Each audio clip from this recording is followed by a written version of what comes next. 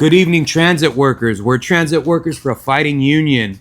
And we're here to tell you that this November, do not waste your vote. And to see what we're talking about, I'm going to read in the final point in our 5-point program. Oppose the Democrats and Republicans. Workers should run this country. Whether it's Trump or Harris at the helm, working people will lose.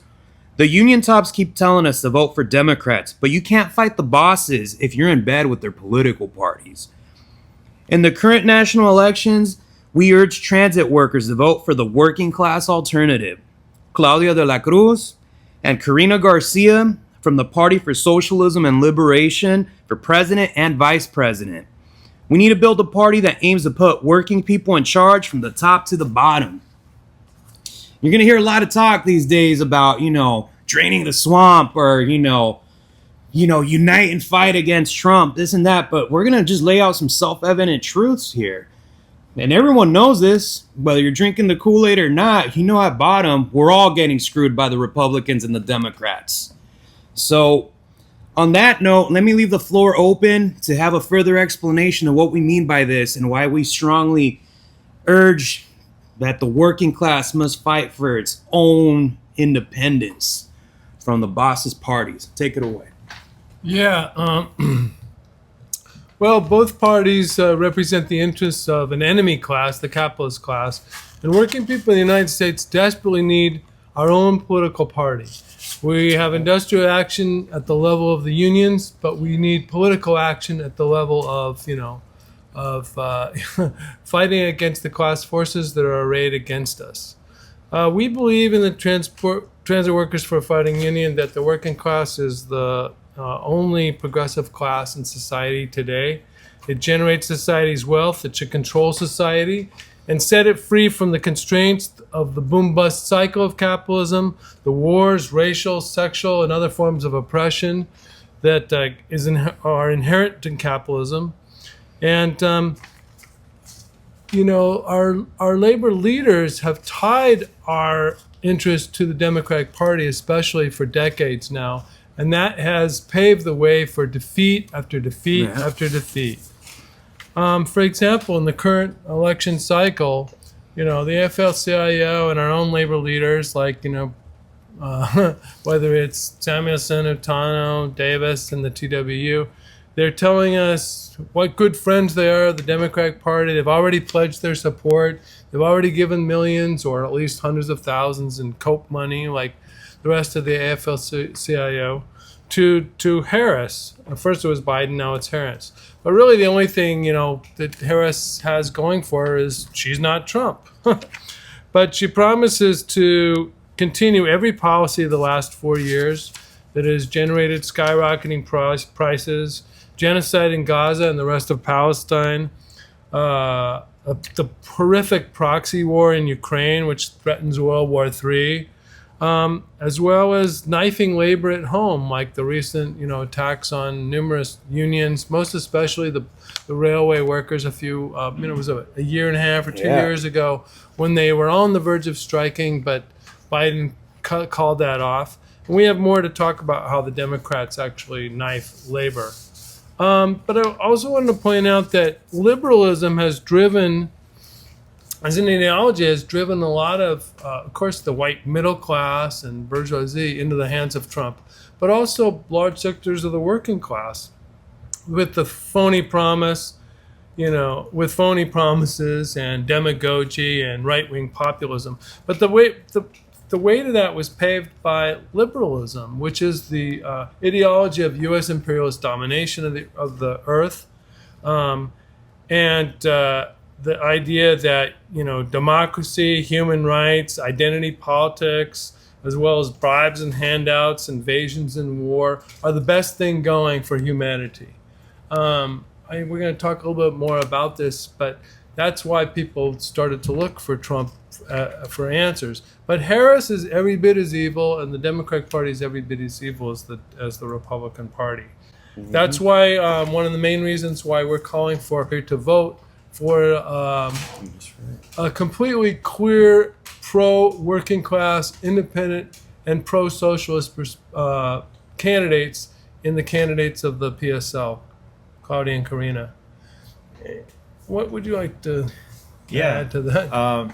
No, those are all very important points, and I guess just I wanted to double down a little bit on what you were saying about the reactionary role of American liberalism, just because it really can't be understated that American liberalism, as it's personified today in the Democratic Party, it's historically the graveyard of all progressive struggle in this country. So. You mentioned working class. You mentioned the railway workers who, were threatening to go on strike because they wanted like 7 sick days, but Biden knifed it. There's also the UAW strike after that happened. Sean Fain, who's, lionized for leading that strike, he became Biden's most, erstwhile supporter and like really kind of worked overtime to like draw support for Biden during his election campaign.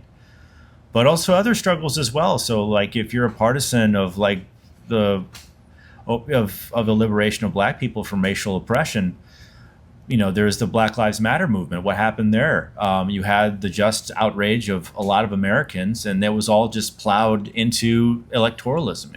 Vote for the Democrats, and it was totally squandered, and cop killings continue today. So on the topic of the Party for Socialism and Liberation, the PSL, so we're advocating for a vote for them during this election cycle because, okay, we don't like the Republicans. We don't like, under Trump. We don't like the Democrats because they too are a party of the bosses. So then what is one to do? We think that the PSL's campaign during the current election really presents a program that speaks to the interests of the working class. And you go do your own research, look up the PSL and their campaign, but they have demands on there like seize the top 100 richest businesses in the United States, make healthcare free in the United States, stuff that you would never hear come out of like a Democrat or Republican, because they know that because they serve the bosses, they can never truly deliver that to working people. So, we think that the PSL's campaign does, in this instance, in this election, does provide a way forward to really kind of express the interests of working people, and we advocate you to vote for them. And if they were to win, it would really do a lot it would be a real shot in the arm as a first step in actually creating a working class party in this country that would speak to and act in the interest of working people and use working class power to do so. So that's I think, why we talk about the PSL and why we think it's so important and why we advocate for it on our program and talk to other transit workers about it too, because we need another way forward. And if you've been reading our stuff, a big theme of ours is you got to fight the bosses if you hope to win. And we think that in the current elections, this is one way to do it, by voting for PSL.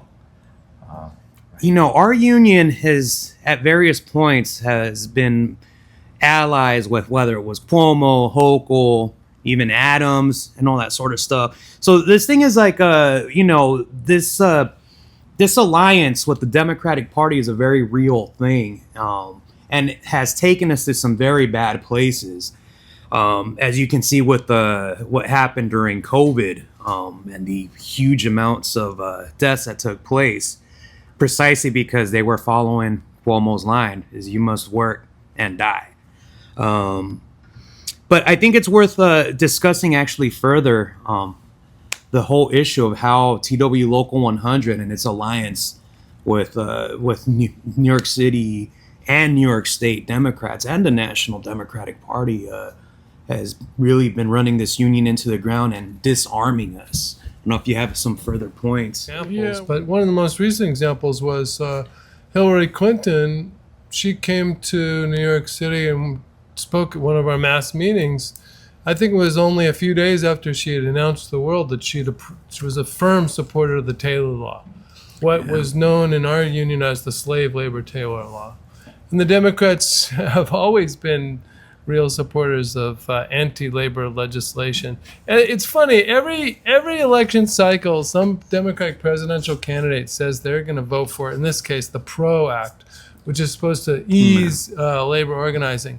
every single time they sell these false bill of goods in the hopes of garnering working class votes, and in the moment they get in power, nothing more is done at all. And of course, they use the excuse, "Oh, the Republicans would block any attempt to do so," but they don't mobilize the working class, nothing, because they're on the other side. There are some people out there who call for voting for Jill Stein. She happens to be a Green Party candidate. We think that Jill Stein and the Green Party are small-time capitalists that think, they're not for the working class. They're for eco-liberalism. They hold out the promise of, reforming capitalism and for climate-friendly capitalism. But we think that every single vote, every single worker that is convinced enough to break with the two bourgeois parties and vote for a explicitly pro-working class socialist party, that is a person who will be a foundation stone for building a workers' party, an independent workers' party in this country. And that's a key and necessary thing for our class to break out of the stranglehold of this two-party system, lesser evilism, and to stand up on our own 2 feet. Because as I tried to say before, the working class is really the only progressive class in society. Mm-hmm. We can run this society. We can make the world a much better place. But having working class political independence is a key step and a necessary step. We could also talk more about the AFL-CIO bureaucracy, which has supported the policies of U.S. imperialism over the decades. Mass murder here, there, and everywhere, believing that the richer the U.S. is, somehow the American ruling class is going to dole out that wealth to a little piece or a few more crumbs to the working class. That is not the case. Mm-hmm. Not at all.